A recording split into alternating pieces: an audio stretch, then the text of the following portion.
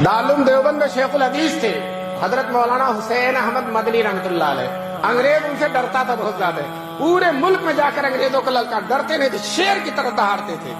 तो अंग्रेजों ने सोचा इनको दारुल देवबंद से निकलवा दिया जाए। अगर ये दारुल देवबंद से निकल जाएंगे तो एक तो दारुल देवबंद का स्टेज बहुत बड़ा और दूसरे इनकी शख्सियत बहुत बड़ी, दोनों मिलकर बड़ी ताकत हो जाती है और हमें नुकसान बहुत होता।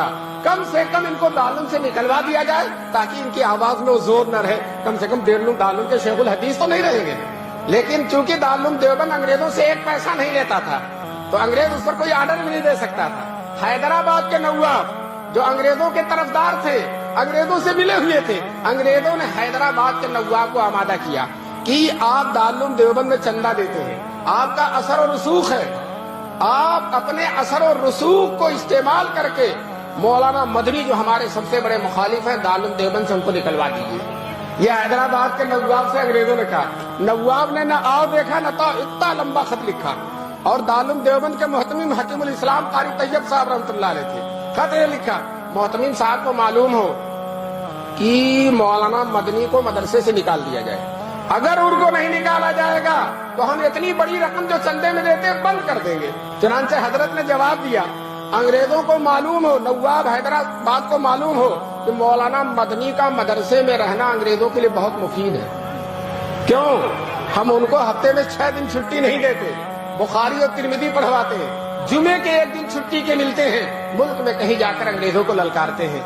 तो अगर हमने उनको मदरसे से निकाल दिया तो उनका पूरा हफ्ता खाली हो जाएगा और जब पूरा हफ्ता खाली होगा तो 1 दिन के बजाय 7 दिन हफ्ते में मुखालफत करेंगे और जब 7 दिन मुखालफत करेंगे तो अंग्रेज को अगर 7 साल में जाना तो 1 ही साल में जाना पड़ जाएगा।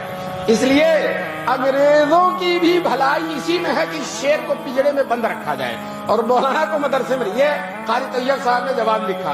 कुछ दिनों के बाद शेख उल इस्लाम हजरत मदनी को मालूम हुआ तो दफ्तर एहतमाम में तशरीफ लाए। हजरत कारी तैयब साहब से कहा, कारी साहब मेरे बारे में क्या खत आया और आपने क्या जवाब दिया? तो कारी साहब ने कहा, खत हैदराबाद का खत और अपना जवाब शेख मदनी के सामने रख दिया। हजरत मदनी ने संजीदगी से वक़ार और तमकनत से मुताला करके कहा, मोहतमीम साहब दूसरा खत लिखिए और ये लिखिए कि नवाब साहब आपने धमकी दी है कि आइंदा चंदा बंद कर देंगे। हम आपसे कहते हैं कि अब तक साल से जितना चंदा दिया आपने सारे चंदे की फहरिस्त भेज दीजिए, आपकी सारी रकम वापस कर दी जाएगी। आइंदा देना तो दूर की बात है, आपकी सारी रकम वापस कर दी जाएगी। उलमा ने लिखा है कि हजरत कारी साहब का जवाब हकीमाना था और शेख उल इस्लाम का जवाब मुजाहिदाना था।